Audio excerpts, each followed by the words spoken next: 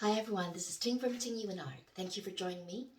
Today I'm going to do the number 2 out of 5 challenges that's going to bring you that much closer to accomplishing your goal. Now last week I did the number 1, which is visualization, validation, and communication. This week we're going to do number 2 out of 5, and that is the research, pros and cons, and solutions.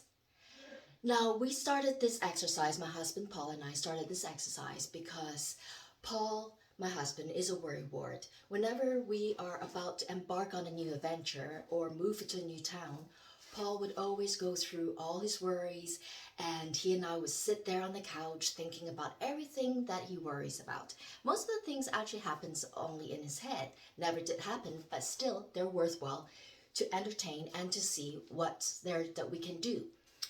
And after a while, I remember the first few times that, we'd done this, going through his paranoid thoughts. And I remember the last time we did that was about quite a few years ago. That was when we decided to move our small gallery to a larger town and to have a larger gallery. He and I were doing this thing about his worries till about, I think, 6 o'clock in the morning. And by then, I had enough. And I said to him, you know what, from now on, we're going to find a solution to do this better. This is how we started with this. So now, whenever we move to new towns or we embark on a new adventure or move across Canada or move to a different country, we would do this research. So the first thing we do is research. So we would write down every single questions that we have in regards to our next goal, our next dream, and how to accomplish them. So we would have all these questions. And with this research, we would go into either Googling it, or we would actually call somebody up and ask them questions. We would network and ask more questions. And we would also sometimes take a course to, basically give ourselves more knowledge on what we're doing. And that always helps. I find either joining a social learning group, or if you take a course and really get into the details of things, and that's when you know if your goal is attainable.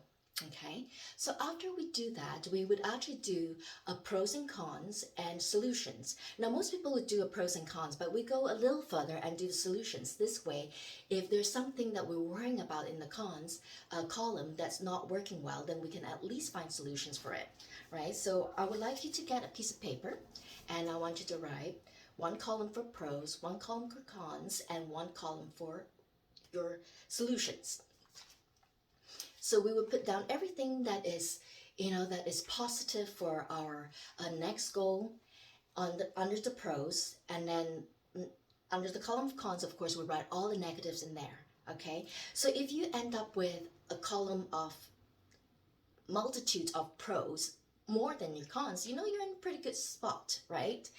But in order to make sure your goal is attainable and that it actually makes sense and is good for you, you have to find the solutions for whatever that's not positive to make your goal achievable. So what you do is you go to the solution side and you write down all the solutions for the cons. So for instance, if let's say I'm moving into a town that I'm not sure if I would if my art is suitable for that market, my solutions would be, well, I can do Facebook ads to reach the right market, or I can also start working on my online business more vigorously. So there's always a solution to your cons. And if you can't find a solution to your cons, it means that your dream may not be attainable and may not be as successful as you want it to be.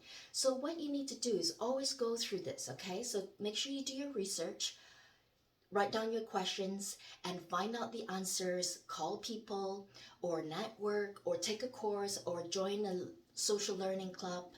And the other thing is write your pros, write your cons, and write your solutions, okay? And this will give you so much more insights, because the more detailed you get, the more insight you get, and the more you'll find confidence in attaining this goal, okay? And now if you're an artist and you're wondering if this is, if making your art business into something of a full-time basis, or perhaps starts a part-time basis into full-time, please go through this exercise and go through the one that I just did last Friday so that you can do from number 1 of the 5 challenge and number 2 of the 5 challenge, and make sure you go into details with them. And if you want to join a social learning club, I do have one that's called Creating a Profitable Art Business that will teach you marketing strategies that will help you to build your art business. And I'll put the link above, and please do click on it and join the club.